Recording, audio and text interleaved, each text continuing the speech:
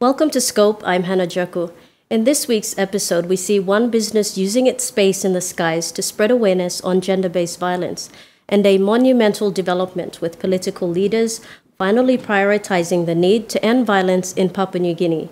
But first, in the age of technology and social media, where news hits the internet before it does local headlines, standing up for one's rights here in PNG is one of the toughest things you can do as a woman. It started with one message on one placard written by one woman, and that message alone would cause an uproar on social media. Alto Thomas's bold statement to express her opinion drew both extremes of reaction: love and support from many across the country, and on the other hand, threats and intimidation. It was posted on Facebook, and the first 3 or 4 days, when people take it as it is, there were a lot of bad criticisms. Like there was people criticize me, they create meme, and they do a lot of things. Like there are many bad things comes out of it, but those bad things were few, I could say. When a lot of people discuss about the issue, it seems that I know little about it. You know, I see what's happening there now. I feel as a woman, but then when the issue is out there and when people talk about it, a lot of people get educated. Some people, they have different opinion on the subject, GBV, but disregard of what they think, when they start to talk about it, they start to educate other people as well, and they educate themselves as well. So statistics are there, like 80%, being affected. It's there, but people did not talk about it. Ms. Thomas was not fazed by the backlash that was triggered and instead chose to remain positive and share her experience at the community corner. Jeneline's case was one that everybody, they talked about, and I was also researching on the internet to look at the gender-based violence that's happening in the country. So when I looked at it, the statement that I got is not a new statement. It's been there. The BBC report in 2018, it reports that PNG is one of the most dangerous countries for females to live in. And Al Jazeera 2012 also reported on domestic gender-based violence in PNG. New York Times. What is amazing about this young woman is that she envisions a bigger outcome, and the law student did not hesitate to speak her truth. And we know she's not only a voice of reason, but a beacon of hope for many women and girls. A lot of girls, they came out, even at the uni too, it's not safe for girls to move around. In the night, there's people from Morata going in, attacking us. And they said, no, we feel that, and some they share that they've seen their parents going through it and things like that. So they were very supportive of me. Sharing the same platform, the second Community Corner event, which is all about creating a safe space where women and men alike can share their thoughts, also brought forward a speaker from the Health Resources Club in Wewak to share about what they do in the East Sepik province. I grew up in Sepik.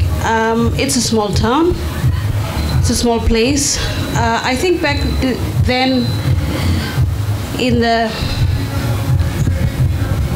80s and 90s, there were lots of movement in the Sepik, and they go out into the Pacific as well. What made us woke up was, it was right after the Jeneline's case. Me and my group of friends, we said, that was the time that they were taking her to the house. We decided to go downtown, have a 5 minutes silent. We didn't even talk or anything. I think someone stole our pictures and put it on front page national. And it came out, we were working in the background, doing things that we always do, running trainings. We also run trainings for, when policemen come out of police college, they don't know basic human rights as well, so they mistreat people. And my organization, we run trainings for them. And it was a time that we were doing those trainings, and yeah, we see policemen and women mistreat people, So we started, like Preston started the Thursday in Black Walk. So we all join in and we talk about it. We talk about in small groups, because we say if we talk too much in big groups, people don't understand, people don't get it out, and people don't practice them. Where civil society has taken the forefront in the fight against GBV, so too have other organizations, and one such is the Business Coalition for Women. Our organisation was started by the business community because they recognised that there were significant barriers for women in the business community, and they wanted to address those. And one of those issues was family and sexual violence. So a lot of our studies and the research has identified that it is a major concern for businesses. So most employees, 94% of employees, think that their staff members are affected by family and sexual violence. We know that 10% of the workforce in 1 year is impacted by family and sexual violence. We know that it cost one company $3 million in 1 year, in terms of staff training response. So, that aside, we know that it is a cost to business.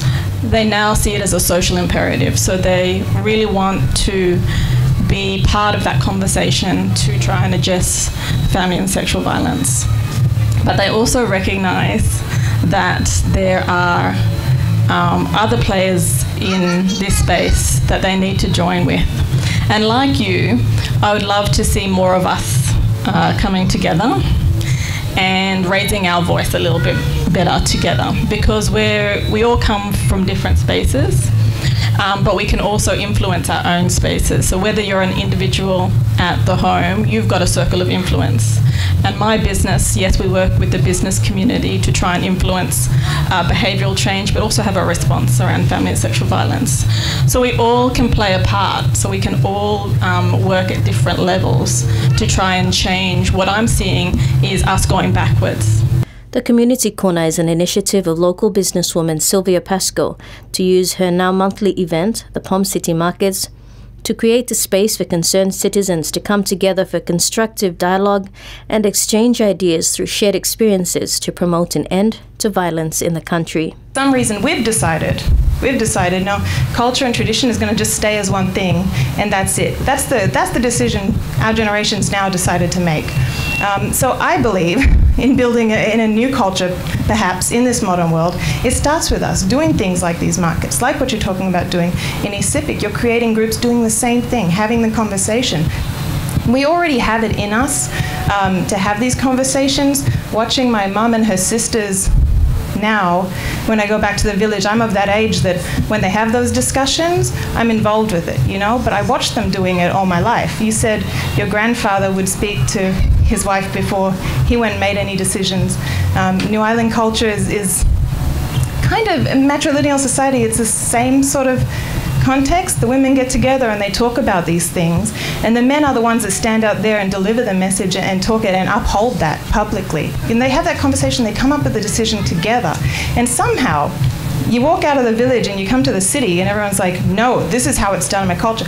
I don't believe that that's actually a cultural thing. I just call it an excuse. They're finding any reason, and I really dislike, sometimes people use religion, as well.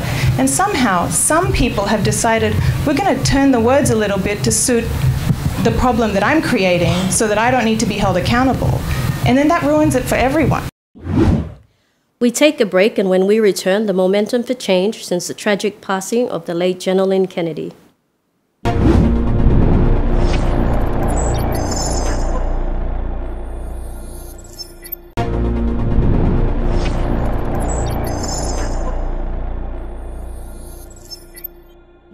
On August 26, Papua New Guinea made a bold stand when several leaders formed a new coalition to end gender-based violence in the country. A meeting was led by Enga Governor Sir Peter Ipatas and hosted by NCD Governor Pauwes Pakop.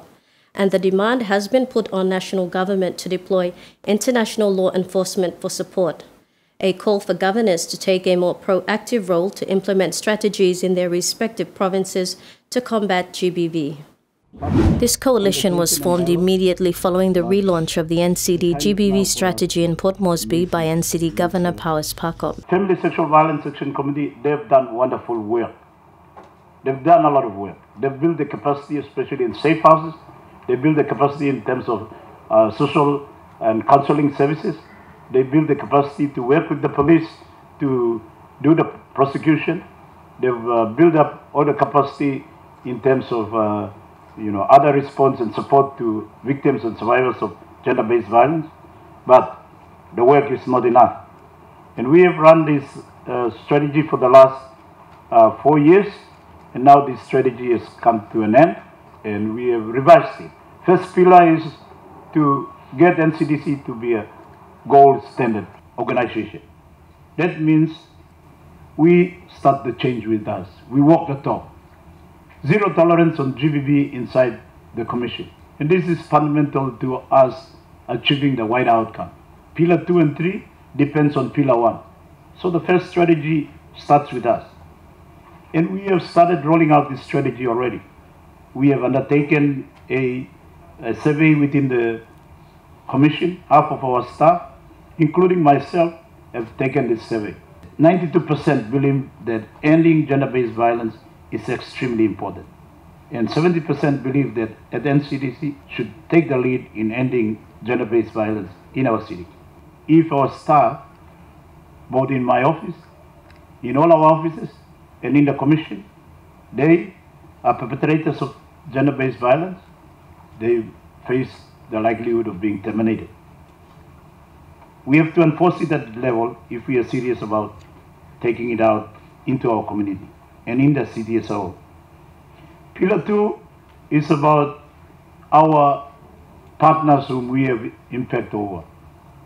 And that is to deal with our contractors and our different programs that we run in the city. So our plan is to make it a term of the engagement of any contractors or any program that we undertake, that they must adopt a GBV policy and implement it within the organization. So if our contractors are out there going to be engaged, let's say road programs or building programs or operate in our market, security companies too, we have influence over them, we can impact them. We are going to make it a condition of their engagement that they implement the gender-based policy within the organization and as a term of the engagement.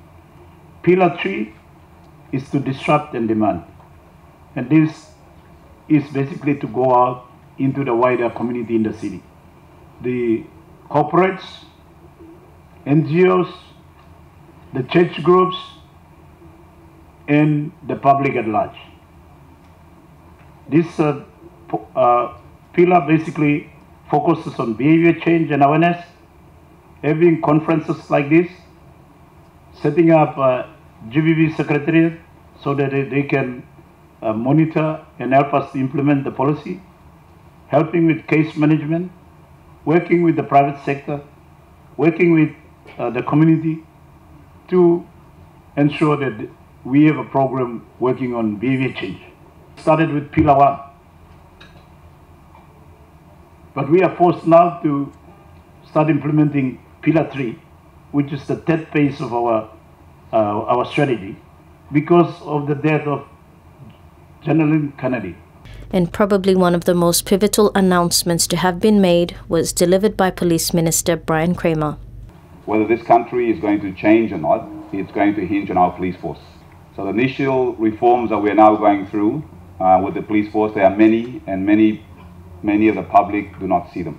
Our structure is a commissioner of police, who's head of the police, followed by 2 deputy commissioners, what they call DCPs, operations and admin, and then we have about 14 assistant commissioners for police. So I made it my business or my policy as a ministry, and I've already put the police force on notice.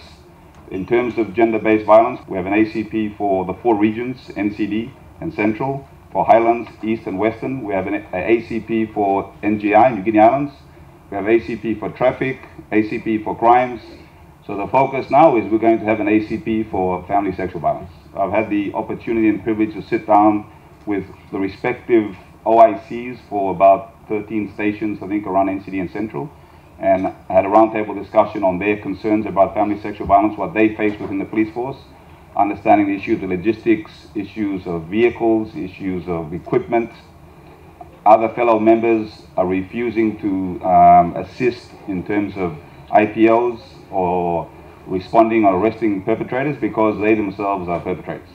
Meanwhile, important insight was given from the Department of Community Development when Secretary Anna Bice highlighted that the issue is also understanding the root causes of gender-based violence and not just focusing on enforcement.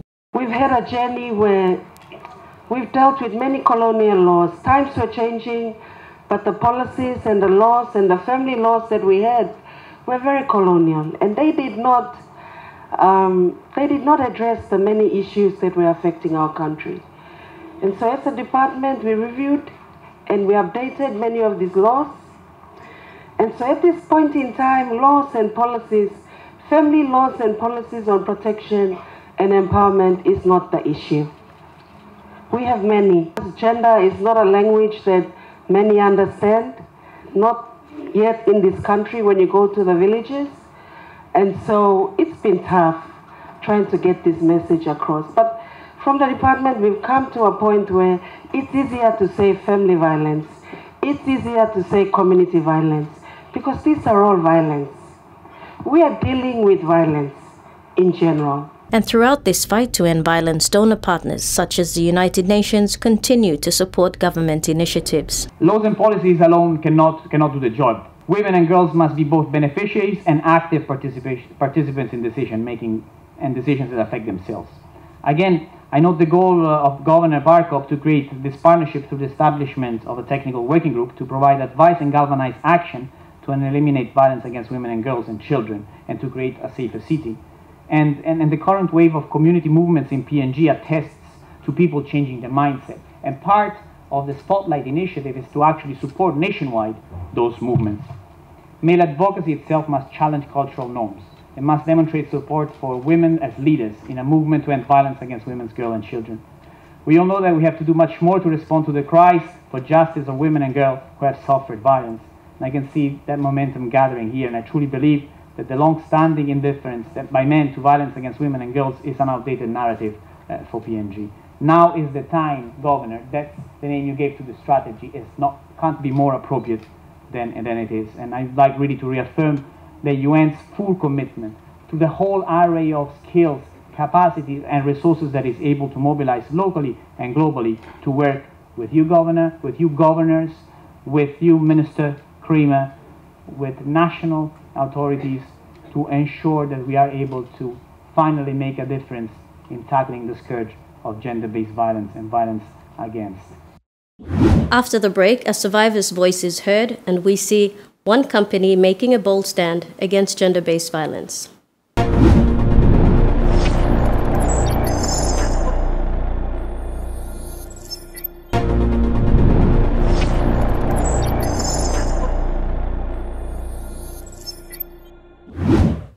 So for the first time, there is now a strong political stance on ending the war against violence. And as we have seen the relaunch of the NCDC GBV strategy, it's important that this coalition will keep the highlight on the political area to see leaders stand by their words. Co-chair Governor for East Sepik Province, Alan Bird, pointed out that to have governors willing to address GBV, they can immediately enact changes within their powers and called for the possibility of changes to the judiciary process for GBV cases. But obviously, with the governors, we are able to some extent to commit resources rather than wait around for national government. You know, every time you hear the excuse is, you know what, money. We think that perhaps in the judiciary as well, there should be a separate track. Just like we do for courts of disputed returns, that sort of thing, well, why can't we have it for GBV and have it separate and have specific judges sit and take care of those things? And speaking of cases, I was invited to speak during this first ever high-level discussion. My situation, however, is a reflection of hundreds of women around the country, and it was an honor to be their voice. I am a human being and a citizen of Papua New Guinea, and I have rights, and that is your job as the country's policy makers, legislators, and decision makers to protect, uphold, and above all respect. Because the lack of enforcement of laws in this country has allowed me to find so many gaping loopholes in our systems. Simple things in a system of processes that seems to allow more freedom for a perpetrator of violence than for a victim fighting for their rights. My case and my fight is for every citizen in this country silently struggling against a society that has normalized sickening, horrendous acts of sexual crimes and violence. For every perpetrator we want to hold accountable for their crimes, we must equally educate everyone else to know their rights. Let's stop pretending that we're okay. You want people to abide by the laws that you create, then you make sure the justice systems to support those laws work. We are Melanesian. Each one of us has a family, a clan, a tribe, and a village. You want us to follow the legal system, you make sure that this doesn't become an ethnic war. You took an oath to serve and protect your voters, your constituents. I have now made a vow to always be a voice for every man, woman, and child who is a victim of violence. So it's reassuring to see our leaders stepping up together and to ensure a united stance is made against gender-based violence. Seeing developments happening here in the nation's capital will provide a guide for the rest of the country. But as with any problem that needs to be overcome, we all have to start somewhere. For me, in our capital city, the issue is real. Every day, and I repeat, every day, women in our capital city, girls in our capital city, face so much violence of different levels. And in the recent past, it has brought again, sadly, in a horrific way, to our attention again, reminding us again about the extent and level of gender-based violence in our country. We don't need to look far as to the extent of equality in our country. We are here at State Function Room, just on the other side of this parliament.